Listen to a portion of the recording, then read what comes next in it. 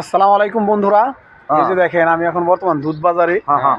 এই যে দেখেন লোকটা, এই যে দেখেন এই লোকটা অনেক যাবত বছর কষ্ট করে পরিশ্রম করে সকালবেলা প্রায় 2-3 কিলোমিটার দূর থেকে হেঁটে এসে এই দুধ বাজারে দুধ বিক্রি করে। আসলে দেখেন এই পরিবারের জন্যই কিন্তু এই কষ্টটা উনি করে। প্রত্যেকটা পরিবারের একটা করে গার্জেন থাকে যে কিনা সংসারের হাল ধরে, তারপরে ছেলেপেলেদের মানুষ করে।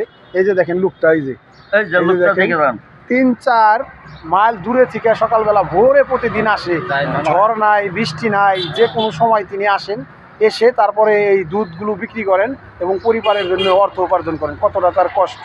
প্রত্যেকটা পরিবারেই কিন্তু একজন করে মানুষ থাকে এরকম কষ্ট করে। আসলে জীবনযাপন এগুলো কিন্তু অনেক একটা কষ্টসাধ্যের ব্যাপার। আর প্রত্যেকটা পরিবারে মা বাবারা তারা কিন্তু কষ্ট করে তাদের সন্তানদের লালন পালন করে। আর সেই সন্তান যদি নষ্ট হয়ে যায় তাহলে কিন্তু ভিতরে অনেকটা কষ্টে ভরে যায় বন্ধুরা। এই জন্য আপনারা কেউ ময়মুরব্বীদের অবহেলা করবেন না। সবাই সুস্থ থাকবেন, ভালো থাকবেন। আসসালামু আলাইকুম ওয়া রাহমাতুল্লাহি ওয়া বারাকাতুহু।